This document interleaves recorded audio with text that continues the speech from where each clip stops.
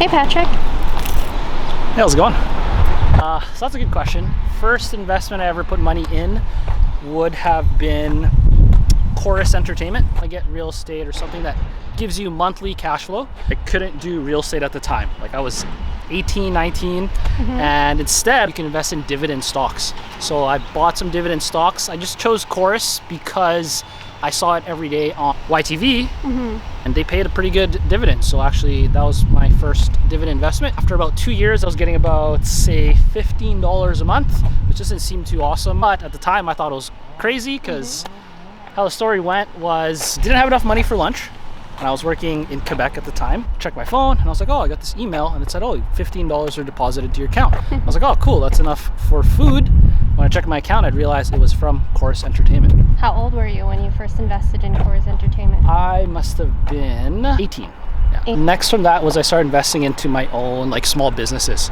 So I actually did quite a few things. First was just painting, and not even like a whole house. It was just literally, if you kind of take a look around like these homes, all we did was trims of windows, trims of a home, and then trims of a garage. So it wasn't even painting like the whole thing.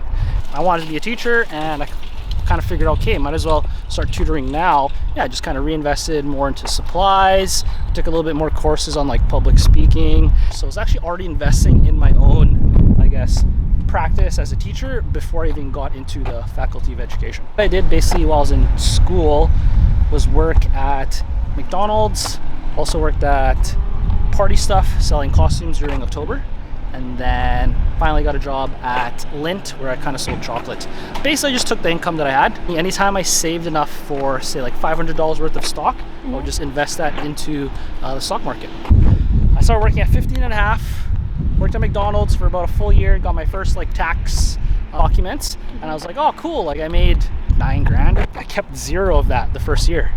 And I kind of looked at my like financial documents and all my money was spent at McDonald's or at Cineplex or on video games. Yeah, 15 and a half to 16 was when I kind of learned, okay, like I probably got to figure this out or else things are gonna get a little more difficult if I want to become an adult. So I got my first property at 24. That was the one that I house hacked. House hacking is when you buy a house using your first time home buyers, very low down payment of 5%. Yep.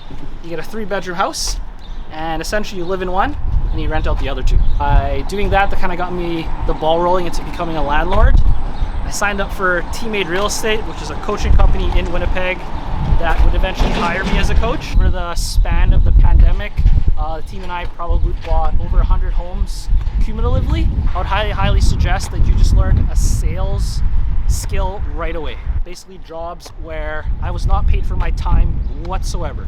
Okay, I wasn't paid to just show up. I was paid to actually execute and close sales. If I didn't close any sales, you made no money. Yeah. And this basically taught me how to hunt for money. And now that skill is probably what's been allowing me to get paid daily instead of every 2 weeks or whenever my boss decides. Awesome. Thank you so much, Pat. See you next time. See ya. Bye.